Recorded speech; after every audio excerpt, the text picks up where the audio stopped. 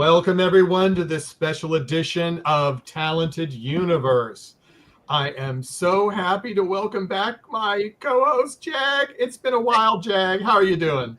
I am doing just fantastic, and what a way to come back. Look at this. Look at this panel. My IQ level has risen to the nth degree with these people. So excited to get into it. Yeah, it is fabulous. Jag, do you want to do the honors in introducing people since you missed one of them? Yes, I did, and I'll start with her. We are going to welcome the awesome, incredible Madeline Hendricks-Lewin. Then we're going to also introduce one of my other favorite writers, IndiaSageWilson, and I'm using my radio voice apparently. And then we're going to have John Paul Nickel, and of course, James DeLorean. But finally, we can't, continue with last but not least. Jonathan Glasner is with us as well. Thank you guys, and also a shout out to James for basically becoming our show scheduler to bring these awesome talent to you all. Did I miss one? Oh, and then there's Michael Day. I don't count. I don't count at all. But the first thing we're going to do, we have a chat in the chat room from Madeline, and I cannot pull it up on the screen, so I'm just going to read it. Madeline, what would you say is your biggest inspiration when you write? Oh, whoa. All right, here we go. Yeah, we're right off the bat. And we got 5 hours for this show. So. No, we've only got an hour. It's a hard question to answer because it depends on what I'm writing. Like, I think if I'm writing something in a certain genre that's new to me, like the arc was when I started on it, then I'll dive into every great movie, TV show, book, short story, that I can to try to understand the genre. And then if it's something that I know really well, I kind of do the same thing. Like I'll rewatch all my favorite movies or books or whatever it is in that genre to get inspiration. And then if it's something that's more of just like a passion project free write type of thing, I don't know if this is exactly my inspiration, but I've been doing a lot of journaling lately, like pen to paper, not on the computer, just sort of alone with my thoughts, stream of consciousness, like just go. And I don't know if anyone's familiar with The Artist's Way, but it's called Morning Pages. It's part of that process that I did a couple of years ago. And that to me is like always the most inspiring place to start because I turn off the editing part of my brain and I just go right to the part of me that has something to say. I'm curious if any of you guys do like journal like that. Cause for me, it's like my way into my soul. Okay. I saw 2 no's. I would kill myself, I think, if I journaled.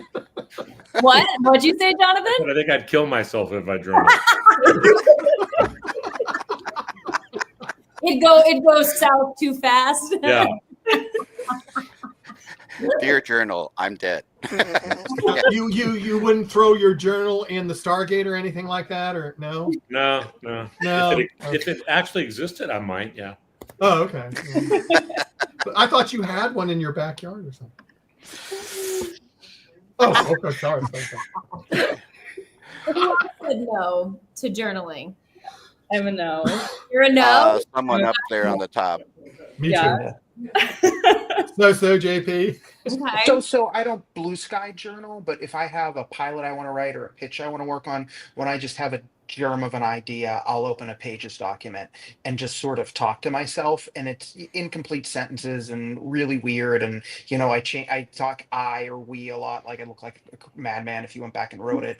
And it's just to kind of filter ideas and eventually just turn it into a loose outline. But it's not really like a traditional journal where I just sit down with a blank page and Right. meditate and start writing whatever comes out. Maybe I should try that though, to generate ideas. Yeah, it's not, it is sometimes helpful for me when I'm trying to break a specific like issue, but it's also helpful when I'm trying to figure out what the next thing is I want to write. So it's sort of like depends on the day, but to each their own. Once I have an outline stage, I don't go back to sort of this blue sky unless I'm really hit a roadblock and I just make a list of all these problems and possible solutions.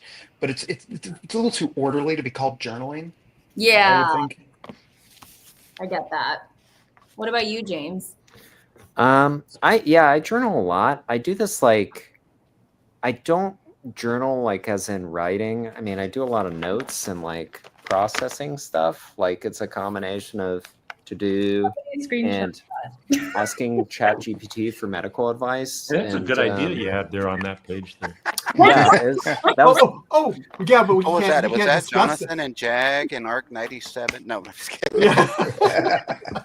I also do this. I have this ritual of I keep this really detailed activity log of every single thing I do every day. My goodness. I've done this for years. It's not like total minutia, but it's just something that's like it's a habit that I developed when I had an acting agent and I wanted to make sure I was still writing every day. But I also document like workouts and just basically anything that's like remotely productive that I can highlight for the day to make me feel better about myself. I'm gonna age myself. You sound like Doogie Howser. India, what did you say? Oh, I said it's great if you need an alibi. Yeah. Oh, because if you have detailed and Very detailed, yeah. Yeah, it's almost like India, we know where you are on this. Or you start planning Go ahead, harder Ren. now for a year from now. yeah, it is a very. I mean, if I was a homicide detective and I did see this book, I would be like, this guy did it for sure. Because it looks pretty crazy, but yeah, maybe it'll come in handy at some point if I'm a suspect. Oh, Or Jay, when you're I miss publishing your James. memoirs. What's that?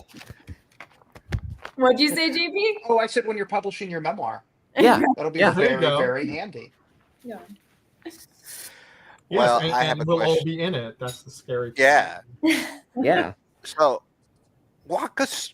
Here's one thing we saw season 1, season 2, and you all obviously knocked it out of the park. By the way, I meant to say this early on. I guess we were all fortunate that we got to see, and I meant that I'm a little fortunate there to see the season 2. I can't believe I didn't do that earlier. But walk us through. Pretend that you're about to write season 2 because we can't go any further. How do you guys come up with your overall arc of what you're going to do in season 2? And you don't have to take like James and give us the entire line, but how do you all brainstorm the whole season and then kind of start writing episodes? And then it's for everybody, so whoever wants to jump in. Well, I mean, any writing actually starts with questions. So we would say, what did we leave open last year? What do we need to explain from last season? What would be a cool way to do it? And where do we want to get to by the end of the season? And we just start to kind of fill in the blanks and answer the questions, and questions lead to more questions. And then you hear there's a strike coming. Right, because you had that challenge, right? Yeah. That one strike. So, how do you then the account actor for that? strike right after it and during. So you got. So how do you all ending. prepare Ooh. for that? Because I know you got to shut down. You can't do anything, and then you have to come back and hi Millie. You have to come back and just like rush through whatever you were going to do for the rest of your scheduling how do you deal with all that?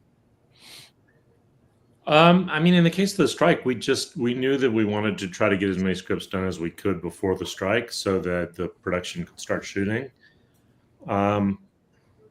And we just got as many done as we could get. We didn't set a certain number really. That's what we ended up with. We ended up with 4 actually before the strike started. Right.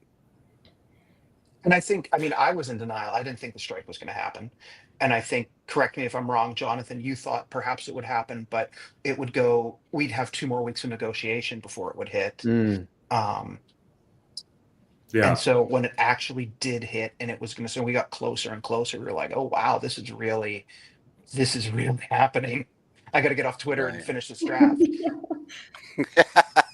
Yeah. Well, I think because go of ahead. that, we had to dive into breaking episodes faster than maybe we would have if we had time to just think big picture about what the whole season was going to be. But I also think there's pros and cons to that, because sometimes you spend too long figuring out what the whole season's going to be, and then inevitably you start breaking specific episodes and you realize that like none of that actually works and this all needs to be moved around. So I think in some ways it was kind of nice to just dive right in, and in other ways hard, because when you don't have like a very clear map, it can be hard to know where you're going. But We had such a clear map on. Oh, sorry, I was interrupting you. no, that was it. I was gonna say we had such a clear map on season 1, and it felt like this was sort of the polar opposite way of doing it. Of we just need to generate the best stories we can, and then we came back and it was kind of like, what did we do? what Yeah, I did mean, we set we up? had to fix some of them because we Yeah. had done them too fast. I mean, I remember watching dailies and going, because I was allowed to watch dailies. I couldn't comment on them, but I could watch them. So Really? Torture. Yeah. How frustrating was that? Oh, very. And I watched them, and I remember going, "Did we really say that? That doesn't work. We Yeah. got to fix that." Yeah. And so Well, we Nick, fixed it if that and happens come back. again, I think I've got a workaround that you can do. But I'm not going to say it on air. But I also think we would not have gotten away with, and Jonathan, I defer to you, but I don't think we would have gotten away with Parallel Universe or the Electric Entity if we were not under the gun as much as we were. You mean having in terms of the network? In terms of the network, I feel like those were really big swings for us, and it was awesome that we got to do them. But I think if it hadn't been like we need a script tomorrow, they might have pushed back a little harder. Maybe, I don't know. We'll never know. We'll never know. But I'm glad we got to do them because there was. Yeah, I mean, at first they were very opposed to that type of episode in season 1, and then some of our most popular episodes of season 1 were the ones that were more sci-fi. So they were a little more open to it this season. Yeah, I mean the second season. Well, that makes sense. I was going to ask you, did you, I think you answered it, but I'm not sure if you did. When the strike hit, you couldn't do anything, and then you came back. You said, I heard some people say that things didn't work. You had to make some changes. Did you decide to go in a lot of different directions after that because you had some time to think about it? Or did you kind of stay with the general plan, or is that too complicated of a thing to answer? We stayed with the general plan, but we had to backfill a little bit because we had not set things up the way they should have been set up. Oh, okay. So episodes 2 and 3 were originally one episode that we added basically another whole episode worth to, and split them into 2 episodes to fill in all the stuff we needed to fill in. So it's 2 and 3, right? Yeah, it was 2 and 3. Yeah, Because Kelly's that trial makes wasn't in sense. there at all.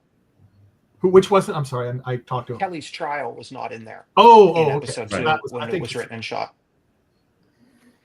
Now, you all knew that Lane was going to go. I'm sorry for any spoilers or anybody that hasn't seen the entire season. Did They you should all have. already knew ahead of time that They've had Lane their was going chance. to go? Yeah, it was been a month. it was JP's idea to kill him. Lieutenant Poopy Pants. I really feel I'm like kidding. James I'm kidding. walked JP in- keeps saying we have to blame somebody, so I'm blaming him. Yeah. We knew we were going down that path from the very beginning. That was one of the things we decided in the first couple weeks. Yeah, and James, and you get another curse you. Yeah. James just had like Jonathan. a bloodlust in him. Jonathan, I want to take you back real quick. Before I go, I'm going to go wide and then I'm going to go specific. You have, of all of them here, everybody here, you have the option to write and direct. What do you enjoy doing most on the arc? They're 2 really different things. I love both of them. Yeah. Directing, if I could direct at home, it would probably be directing. I don't mean literally in my house, but I mean in LA. But I enjoy it, especially with a great cast like this. I mean, they make it. I think they get annoyed with me because I don't give them much direction because they make it so easy. They're just all incredibly talented. So that makes it a lot easier. Yeah. And I have a specific question. I asked it when we had I believe when we had JP on. I asked because don't get me wrong, I loved all the episodes in season 2, but the one that really was the one that I loved the most was episode 1, because it gave me closure of what happened in season 1. Because I already kind of felt when I was going into season 2, the whole Evelyn, and whether she's going to be a nice person or not, and all that, even after somebody, it reminded me of that parable of the fox and the scorpion going across the river. And, basically, if nobody's heard it, it's the fox wants to go across the river. Scorpion asks the fox to say, hey, can you give me a ride? Halfway through, the scorpion stings the fox and they both drown. But right before the fox drowns, it's, he says, why did you do that? And the scorpion says, it's my nature. So the same thing with Evelyn is that's what I thought. And I was glad to see in episode 1 that came through, that Evelyn was still Evelyn, as they call it, and so that was one of the reasons I loved that episode, is because you gave us a little bit of what happened to the crew, and and by the way, the actors did an amazing job keeping secret who made it, who didn't make it. That drove us crazy.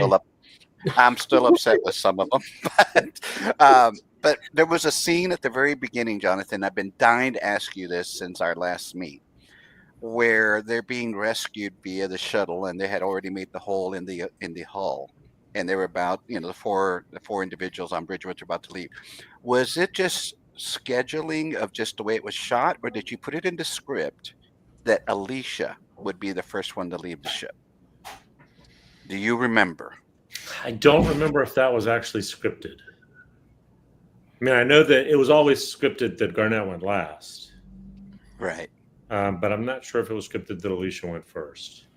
Because I picked up on the whole women and children first vibe. Oh, no, that certainly was not a conscious decision. Okay. But that's what I picked up on. Oh, my gosh. Garnett's a woman. She went last, so.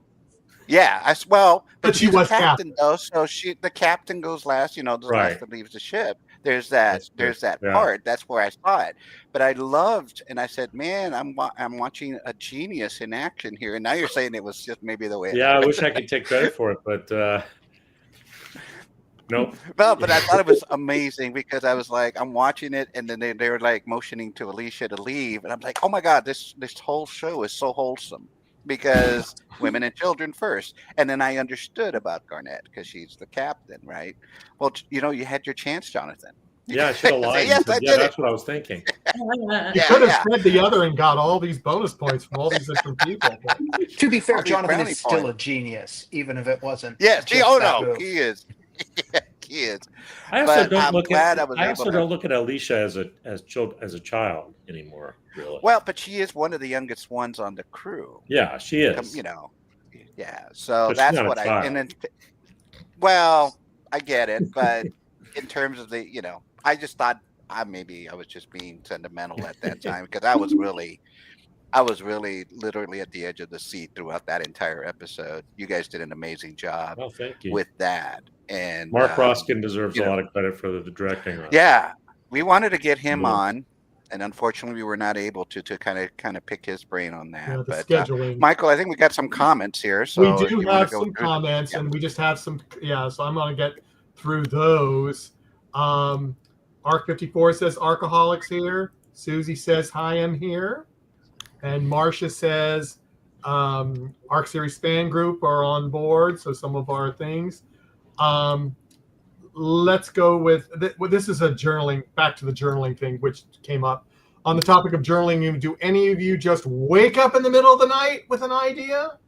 The ones that do journal, or if you do and then you actually write it down, or you go back to sleep, then you forget about it. Every time I've ever written down an idea I had in the middle of the night, it was the worst idea I've ever. 100%. Same here. Mm-hmm. I used to keep a little recorder next to my bed, and to do for that very reason.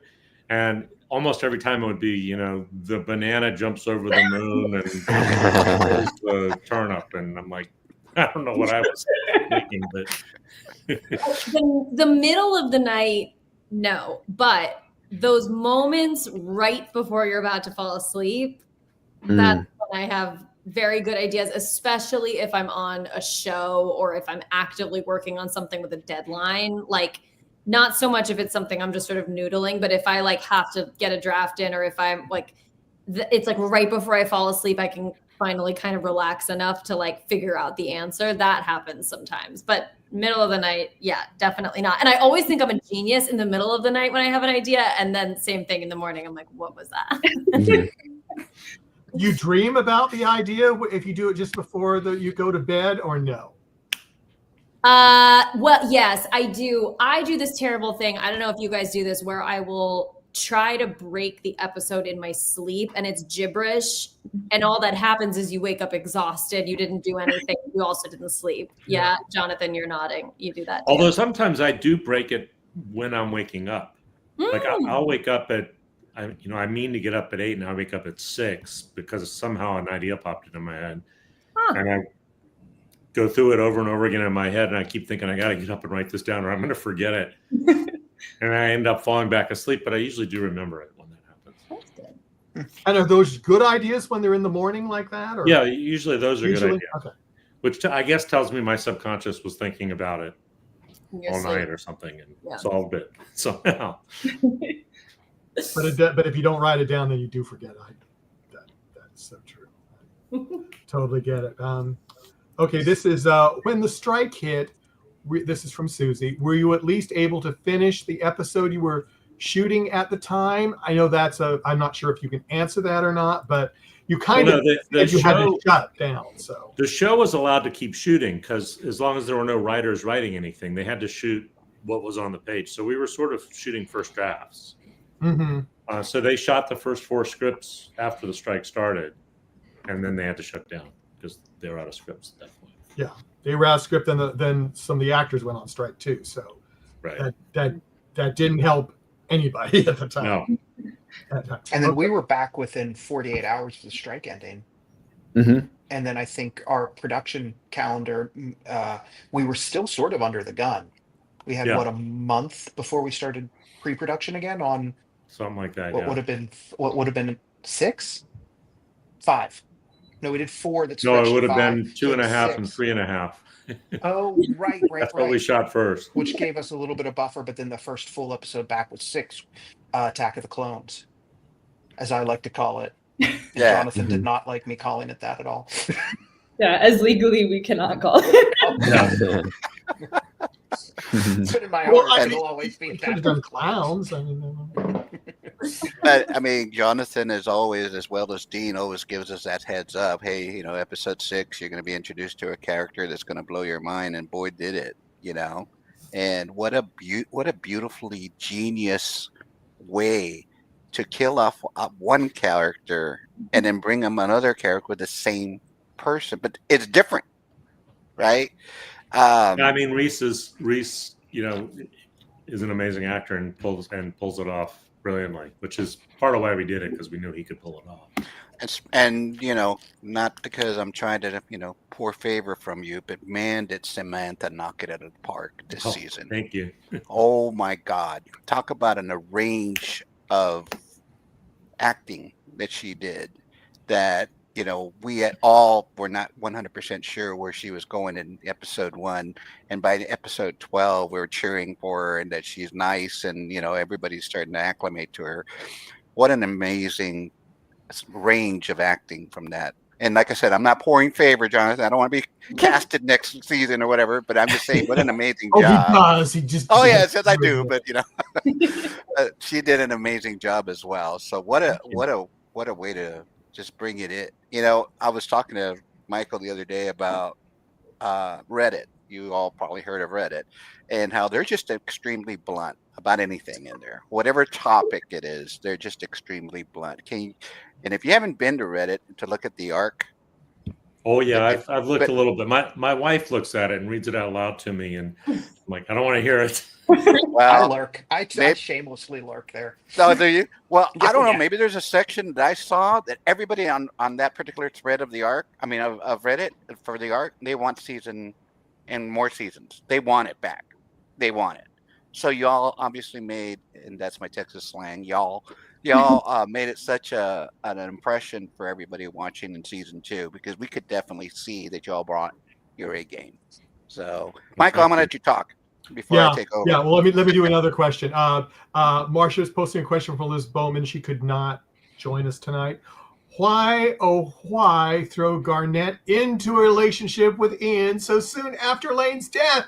In the Pocket Universe, notwithstanding, that was really difficult for some fans to see. Who Well, I think you wants just to answered your tackle own that? question there. I know, but I just thought, does anyone want to make a comment on that? Yes.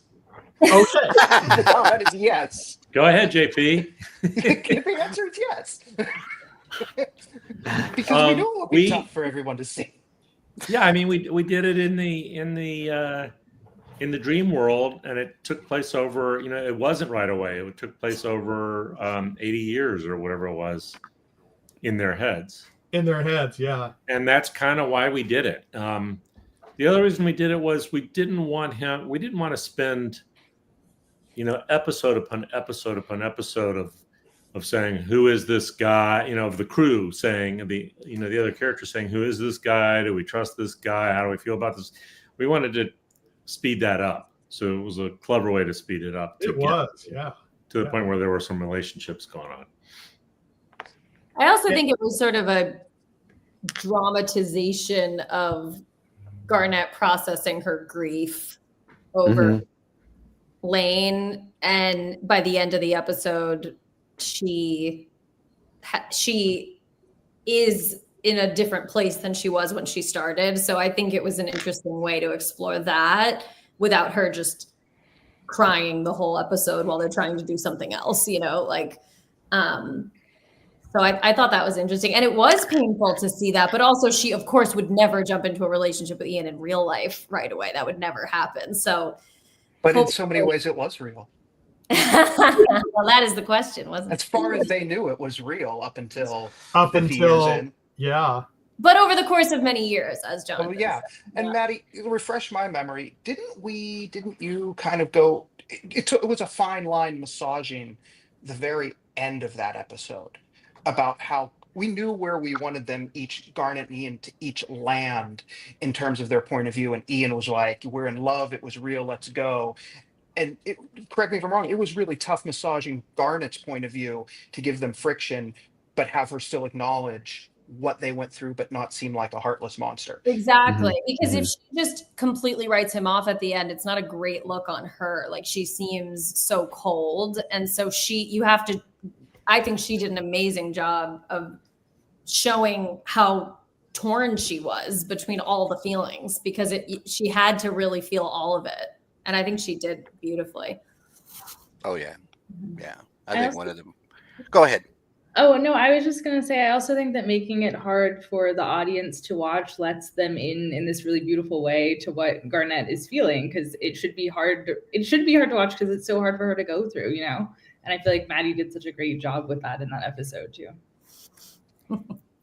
We all, as a group. Oh, here's a question for Jonathan, and I'm just wondering how he's going to answer this one. Jonathan, this is from Arc 54. See, we need to have 54 arcs, number one. Definitely felt an SG-1 homage running through some of the storylines. Was that intentional or just a fluke? I'd be interested to hear which ones they're talking about. I did not intend to do that ever.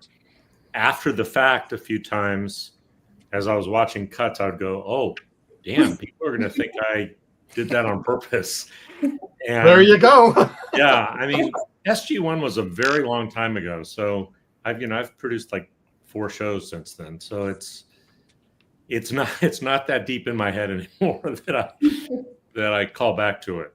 Maybe that was in one of those dream sequences you had, and then you wrote it after. Or maybe it's just that I only have 3 ideas. So. Oh. I thought there was like only 6 really in the world anyway. Or something. Right. Jack, do you have any other things you want to? I got tons, man. Well, then go for it, and we just take over, and we'll see what happens. I don't want to take over because I really am. I'm just beside myself. I'm pinching myself. For all of you again, was there anything in season 2, whether it was writing it, a fan reaction, whatever it was, that really just highlighted your experience with the fans or with the show or the writing, the cast, whatever? What was one of your, I guess, peak highlights making you guys think? James, you can probably take that one. You got to do your first script on here. Yeah, I mean that was huge. That was huge. Remind everybody which script it was, so if they have any questions. This 209 is the one where Lane gets it. That's the episode title is the one where Lane gets it. And Curse yeah, you.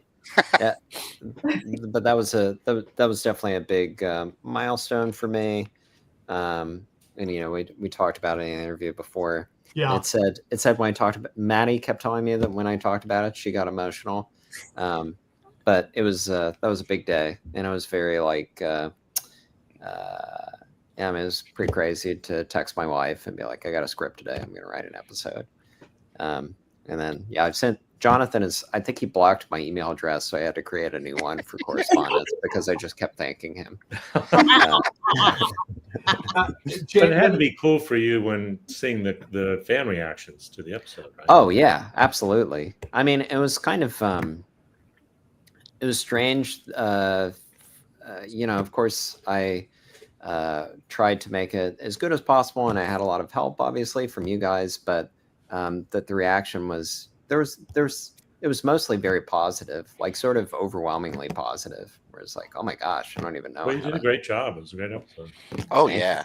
Thank you. What were your feelings, James, when you finally saw the whole thing on TV after it was done? Finally, what were your feelings saying, this is my script and look, it's come to life? Oh, your name. That was probably I got someone at the office sent me a picture when they were doing like a QC of it, and it was with my name on it, which since forever I've always wanted to frame my first card that said QC means quality control, guys. Yeah, quality control. So yeah, seeing that was really cool. Seeing it on TV was really cool. And my mom and my mom's boyfriend and my wife, we all watched it at their hotel together, which was really cool. They're at the Sunset Tower, so it was like beautiful sunset. And then watching it live from my laptop, which didn't go like totally perfectly, but it still was like pretty cool. It was probably. Yeah, sometimes it's tough to really like relish in those moments though, because you're like, oh, I got to do the live tweet. I've got to make sure that this thing goes right. I've got to, but yeah, I mean, it was a very, very big moment. It was a very big moment for sure. Yeah, and I think all of us were probably celebrating with you because we had already heard ahead of time that it was your first script. So we're all excited to watch and see, to offer support or go, hey man, that's the worst script. No, I'm kidding. But just to offer support. And then when you just completely, somebody in one of the fan groups, I don't know if this was again intentional or not, but when Lane is about to, gasp his last breath, his last words were Sharon. And you think back about the whole Lieutenant Poopy Pants from season 1, where he was completely at odds with her. And that's the last word he utters. That's profound, man. I mean, I'm right now trying to keep from crying because that was some pretty cool stuff. And then her blood in her hands and everything while she's talking. I mean, yeah, I'm done for the next. Any more questions, Jonathan, before I start like cutting onions here and stuff? But good job. But anybody else? Anybody else have any highlights? I put in a reference to classic Doctor Who in episode 2, and it got bumped to episode 3, and somebody found it on Reddit, and that made me really happy. And then the comments were like, yeah, he's a hack with no original ideas. But the original comments that caught it made me really happy. I'm just remembering there was an issue with 210, and I don't even remember what it was. What is it called? It Should Have Been You, that we had to fix part of it very quickly when we came in. There was a note we got and something wasn't working and we had to figure it out. And we did that morning in 4 hours, and it was so fun.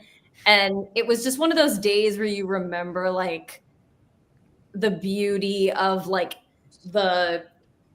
the ping pong of ideas that happens in a writer's room. That's so fun. And for some reason that day stands out to me of just oh, I really love my job and I really love the people I work with and I love writing and I love this show. And it was just like one of those days that could have been really hard and instead was really fun. And I love what we came up with. And I love that episode. So for some reason, when you asked the question, that was the day that popped into my head.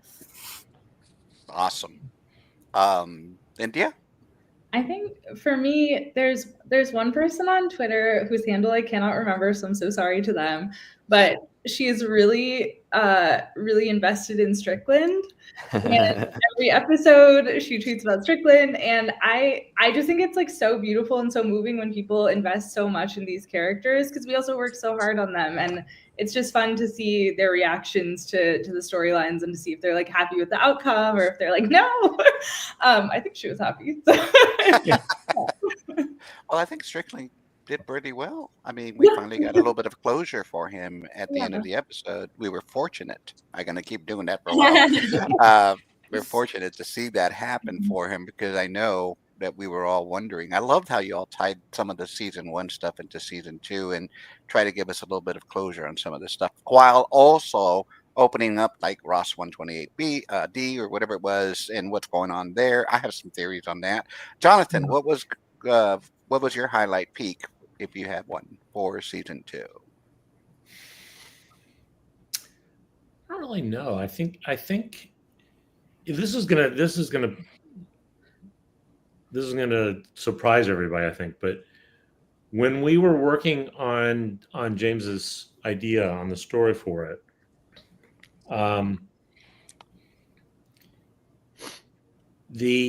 we had not figured out. It didn't occur to us the thing about the clones and that he could be the donor.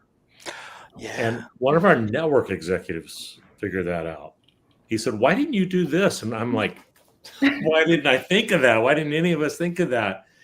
And that was such a eureka moment. Thank you to Michael. You're talking about Ian being the donor instead Yeah. of...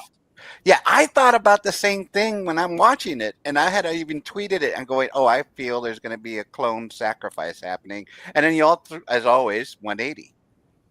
Yeah, it was great. It was, and he, credit to him for that one. Yeah, because I thought it was a really touching thing in the episode. And I'm actually thinking the way it came out was probably better, because no one cared about Lane in season 1. So if you had knocked him out then, we wouldn't have made such an emotional... We wouldn't have cared. We would have said about time, but the fact that you all did a calculated, I guess, expansion of Lane being more likable and being more contributory to Garnett and being potentially part of her life and so forth.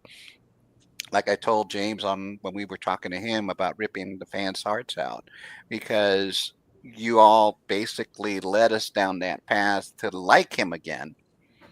And then, but I also like the little reward you gave us that, yes, we got rid of Lane, but you gave us Ian. Because Ian's very, very likable, right? We all like Ian. At least I do. So you all, I'm not as cruel to James as I should be, because yes, we were getting attached to Lane, especially with the whole Garnett thing. But then you all gave us Ian, which kind of said, okay, you're good for now, So yeah, I think that was just the way y'all did it. And the other question, sorry, I'm going to take over because I'm going to forget them. Y'all introduced new characters. So some of them, like Boyan, Eva's brother, that was one of my favorites. The clone that was attacking Lane in the other episode. Several new Captain Vega and so forth. When y'all introduce these characters and you write them and you go off to shoot, how do you cast that? Do you guys have a say in what the character is going to be like, or who the actor is going to be, or how does that work out? Yeah, well, I end up picking the actors. I mean, we have a casting director in London and another one in Serbia, and they have people audition and they send us the tapes, and some of them we ask to come back, and we end up, just like any show, really. Yeah, we mostly cast out of London and Serbia because Okay. it's just too expensive to send people from here. Right. And because there's great actors in both Oh places. yeah. So,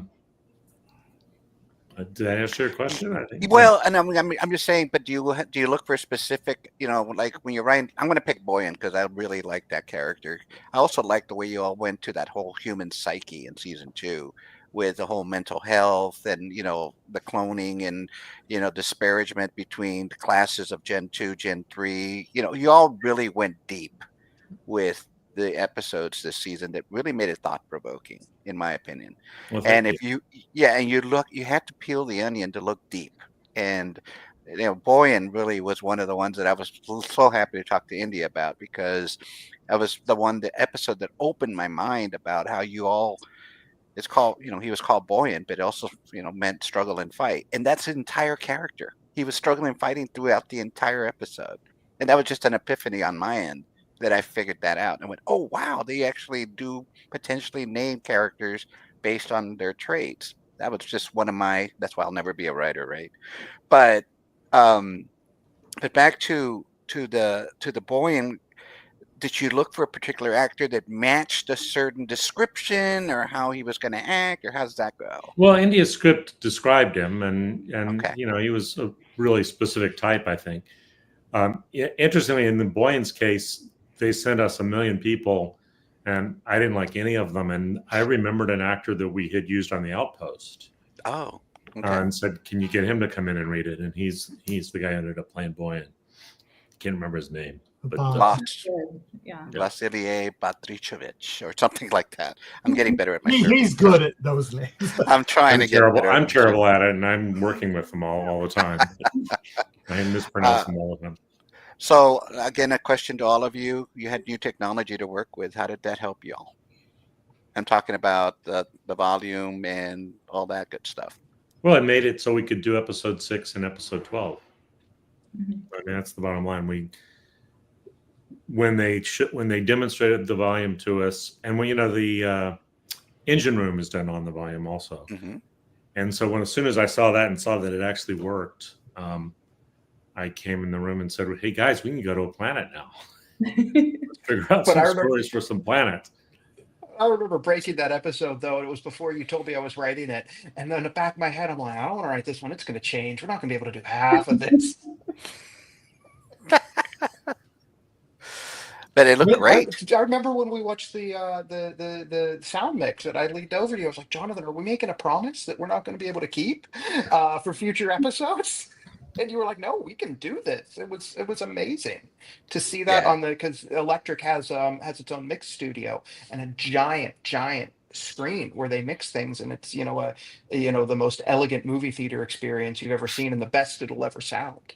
And to watch that on the big screen was just amazing. It was gorgeous. I don't want to say we pulled it off. I didn't do anything. I wasn't manipulating the computers with volume, but they pulled it off. It was just absolutely gorgeous and stunning. When did you know that you were going to have access to the volume? Well, the volume was there during season 1, but we couldn't get access to it because it was all booked up. Oh, okay. And so during the last half of that one, we said, if we get a season 2, we want access to that, and made kind of a big deal about it with the company that owns it, and they let us. So, well, Jonathan, that 12 was good. That was good. Jonathan, 12 was actually a lot of green screen too. Yeah, 12 was not shot on the volume; it was shot on a green screen. Actually, the episode 6 was not shot on the volume either. Yeah, that's what I found when we had the special effects. Kevin Good and I forgot, is it Derek Derzel? Mm-hmm. We asked him, "Hey, good job on that." No, that was all green screen. What? And then we had Milan Konjovic when he did the one on the planet. I said, well, how did you match the movement of the back with the treadmill? And I was like, oh, that makes sense. The little movie magic you hear behind, which us fans, really adore. So, and look forward to. Michael, any more questions? I think I missed one, but let's see where I got it. Oh, here it is. Susie asks, where did the name Trappist 1D come from?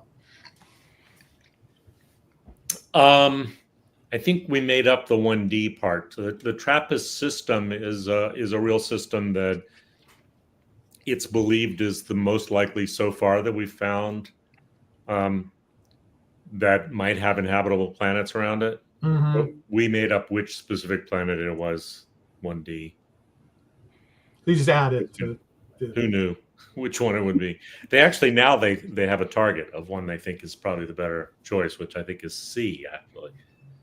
Oh well, One letter away. Off by one letter. Yeah, we were close. But within the next 100 years, they're actually going to discover it's 1D. Yeah, probably. In the next 20 months, they're going to discover 20. They just keep finding them. Yeah. And we're looking at there. Elizabeth Cooper asked, JP, when you wrote episode 6, it was so beautifully fun to watch, and now we know it was a green screen. Worked on as well with it.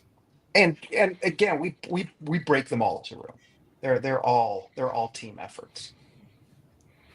But thank you. Yeah. Well, I mean, as I said, we all we've said it with all you individually and with other people we've had on. Season 2 was such a step up from season 1.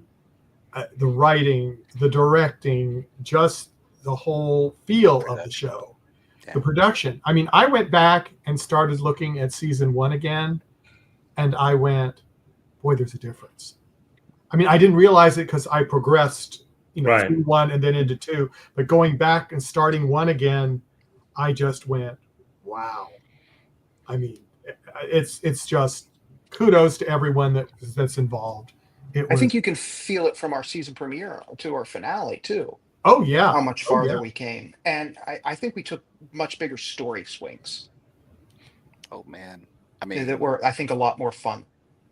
If I counted, and I don't mean to do this live, but if I counted how many times my eyes watered up during season 2 compared to season 1, although season 1 was good, that, and I'm not usually a very emotional, sentimental kind of guy. I'm like, oh yeah, I'm the one that said I wanted Jonathan Glasner as an action figure. This is a tough guy, right?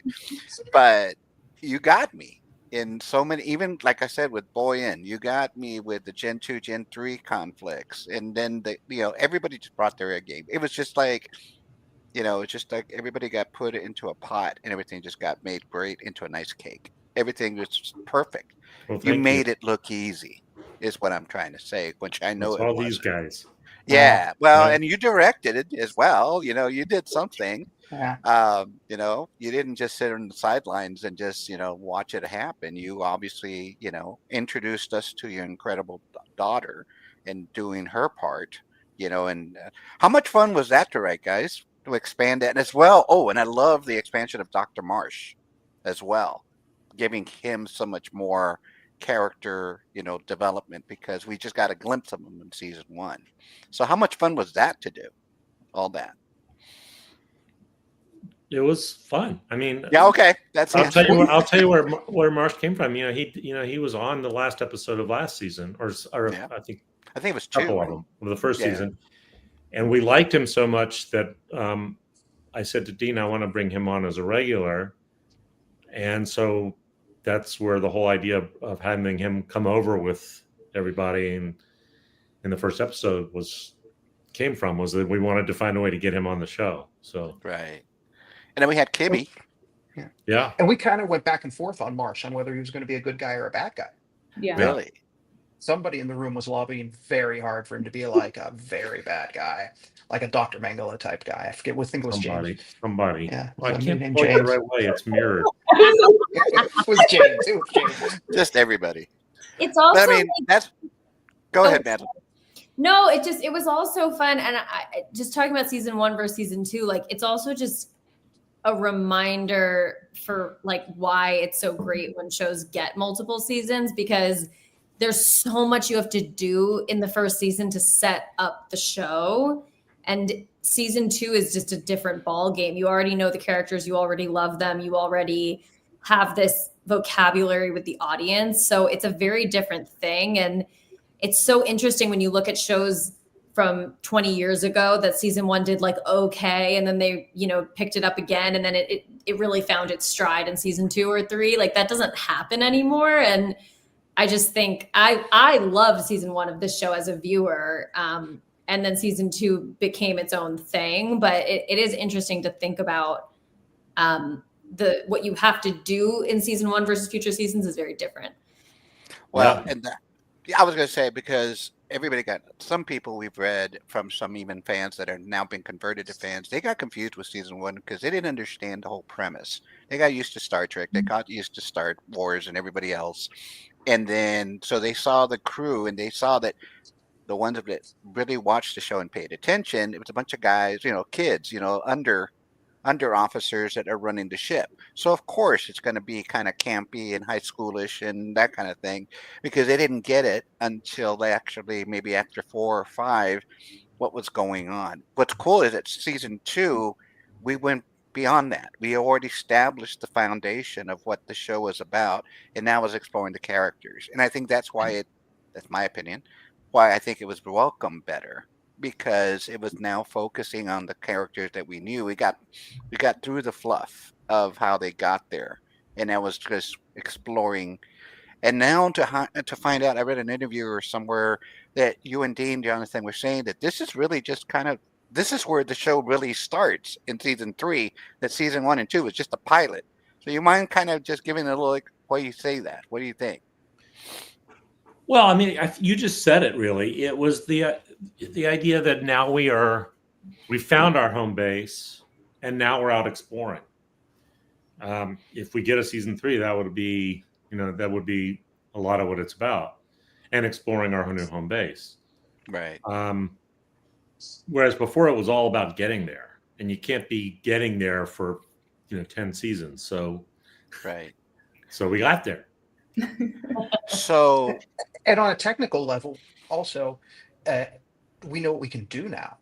Yeah, we know these actors. We know what our stages are. What extra space we have. We really pushed the boundaries this year as much as we can, and it showed. To know how big our playground is. Is that fair to say, Jonathan? Yeah. So, had the technology for the volume or any of that would that have affected the overall pushing the planet and everything else down the line, and season 2 would have been a different kind of view?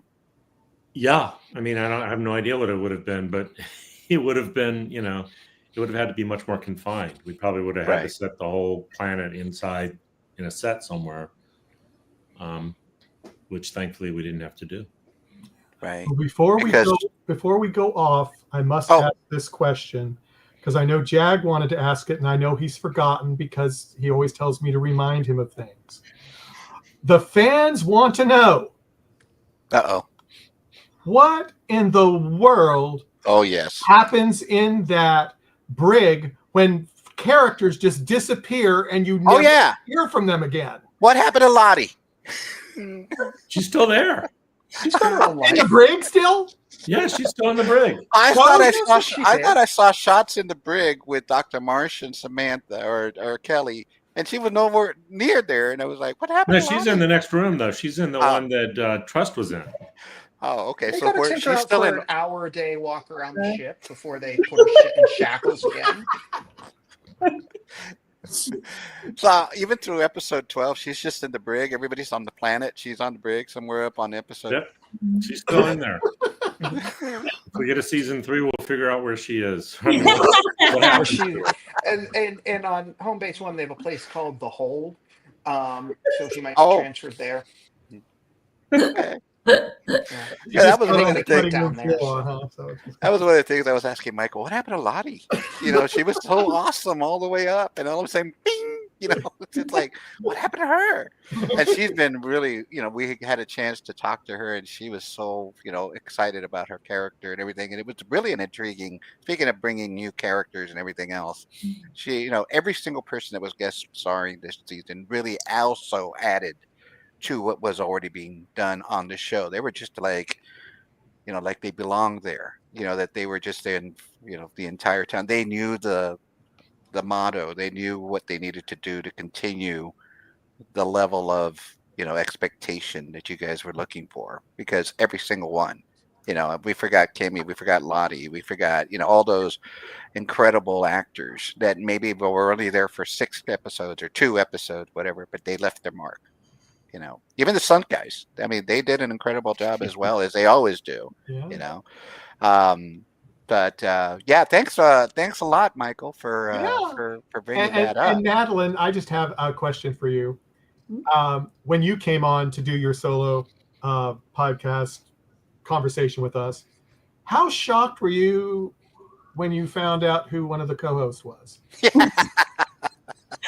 That it was Captain Avega. Captain Avega. I was very shocked, and also I'm embarrassed to say that you were like, there's another co-host here, and I was like, who? And you were like, Daniel Fathers, and I was like, I don't know who that is. I didn't know the name, and then he came on. I'm like, oh yeah. Hey. So unfortunately, and it was my regret, I couldn't make that show, right? And I felt really bad. And I told Michael like 3 hours before, I said, Michael, I can't make it. I'm so sorry. Madeline's going to kill me. She's going to write me in a show and kill me off, or she's going to do something, right? And then he comes back, and I know that he was kind of nervous because he didn't want to do the shows by himself, right? It was great. And then he writes me back. He says, I got a replacement for you. I figured it would be another co-host. Daniel, oh, well, I'm fired. You know, they got Daniel Fathers. It's Isn't nice. Daniel great? Yeah, he is wonderful. I mean, he is wonderful. I mean, they all are. He pitched in at the last minute. He had 6 minutes notice. Wow. 6 minutes. Wow. And he went, you mean we're going live in 5? And I went, yeah. But then when I started asking him questions, I was like, can we just do his interview? Because he's way more interesting than I am. Like, I just wanted to keep asking him questions. Oh, I know. He was great. He was great. He came on before we'd even had him on a solo, because it was so funny. He'd written me 15 minutes before the show was the one you were in, and he asked me a question because he was publicizing his, and I go, oh, he's available. And I just wrote him, and I went, I'm not going to hear from him. And he did it, and we were so happy. Yeah, and let's not forget, because I see the comment, Marsha, you did an exceptional job on the co-host. Yes, Marsha was there too. Yes. Yeah, I saw Marsha was in everybody's interviews except mine, and I am thin-skinned. She doesn't like you, personally. Okay, I just wanted to make sure I was clear that that's what was happening. Yeah, she's the one. She's the one that didn't vote for you. Okay. Oh, you're the one. Okay, I see how it is. There was that whole vote for JP thing, and then I voted for JP, but I appreciate that. But we don't know where we are with that, right? Yeah. But John, I think we're getting close to my final question, or do you have anything else you want to add? Well, we probably are, and go ahead with the. Oh, she just says not true, JP. Not true. You were there. I'm the villain. I'm the villain. So we have 2 people that we have not asked this question to, and unfortunately, I didn't think about it at the time when we interviewed one of them, and then the other one I wasn't there. So Madeline, if Jonathan or Dean presented you with an arc, what number, symbol, or symbol, or whatever would you like? I did answer this. Oh well, I wasn't there, so for my benefit, he didn't write it down. I didn't write it down. I don't remember what I said. Then make a new one then. What symbol would be on the arc? Okay, well, Reese said the McDonald's symbol, the McDonald's M. So that's, if you can go that far, what kind of... Which was exposed at Electric Con. He was trying to keep it secret, and he goes, oh, no, I want to tell everybody what it was. I think what I said, or what is coming to mind right now, is something in like in Sanskrit, or like an old language, because I feel like there's a lot of, when you look deep into the future, you're kind of looking back at the past. So I feel like it would be some ancient language. Some ancient. Okay. Yeah. What do they call that? What is that called? Hieroglyphic. Hieroglyphic. Yeah. Okay, Jonathan, you own the arc. So, if you were, Maddie just gave me the answer. It's a callback to your earlier question. It's the Earth symbol from Stargate. There you go. Oh, there Ah. you The go. triangle. The triangle. Love that. Yeah, I tell you, I try to think that these are hard questions, and it's like I think you all watch the interviews ahead of time and already prepare. So that by the time I ask, you guys already like, oh no, we got it. It's like me, giving you a pop quiz, and you all already know the answers because you stole my answer sheet or something. So, but again, guys, and again, thanks to Mr. James DeLorean for doing this scheduling. I appreciate you all beyond what you already know. You guys have no idea how much we all appreciate you, and that we are all hoping with big hopes that we get additional seasons. 3, 4, 5, Yes, 6, 7. Jonathan. Yeah, James. It's like yes, that we So are really we. are every day. I'm sacrificial stuffed animals, whatever it takes. I am going to do it to hopefully we get to see where this amazing show goes. But India, John, Madeline, Jonathan, James, thank you so much for your time. Thank you so much for all your efforts in entertaining all of us. And hopefully we can do this again sometime, and continue because you guys are family. So that's all I got to Thank say, you. Michael. Thank you. And thank you for all the support you've given us. Yeah. Oh, We've enjoyed it immensely. oh yeah. We've enjoyed Even though we it were immensely. doing 3 or 4 interviews in one day, I think at some point, but it was all love. It was labor of love. So I meant to say that I love your sweatshirt or shirt there, Jonathan. Oh, can you Science. see the whole thing? I know I can't see the bottom part. There's a. Oh, it's like magic, but real. Okay. Oh, by the way, this is going to be the new uniform for the Ark. Cool. There you go. Cool. There you Very go. cool. Yeah, so we got that. So there better be more seasons. I got about 7 of these. Yeah. And we had talked about this. This is the last thing we're going to do. We talked about this before we went on, but congratulate on the Saturn Award Yes. nomination for Best Science Fiction Television Series. Thank Yes. you. And good Yes. luck. Hopefully that will happen, but I know it's stiff competition there. There's a Hey, lot but it's of, lot awesome of just to be shows. nominated, though. It is. It is, yes. Wonderful. Yeah. Get Well, some thank you, recognition. guys. Yes. We appreciate you. We love you, and Thank you. hopefully we can see your awesome work Let's in hope so. future. Everybody, and Every- thanks to the people that joined us in chat, and thanks to the amazing chat groups and the fan groups that we have, who obviously are doing their best to keep us occupied until we do get the awesome news that we will be getting a new one. So thank you to Marcia and Elizabeth and Susie for their work as well, for helping promote and keep us occupied and not going stir crazy while we wait for news. Yeah. Well, we've got All Just right. rewatch. Get those. Get Yeah, those keep clock on ticks watching. up. Yeah. the Yeah. next- Oh, the and next- happy holidays and everything to you all.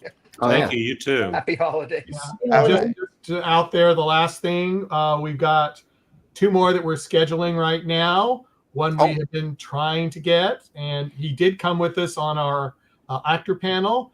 Dr. Marsh will be joining us for a solo. Cool. And we actually have one of the co-founders of Electric Entertainment, Rachel. Rachel is going to come on. Now I forgot. Old John Wilson. Oh, John Wilson. I was like, it just. Or Wilson or John. I can't remember. Yeah, It's but one or she's the other. she's gonna be hopefully coming on next week. So we're happy about that. And so everyone, thank you for joining us. Please keep watching. Please keep like, subscribe, follow our stuff so you won't miss anything. Take care, everyone. Bye-bye. Bye, everybody. Bye. Bye.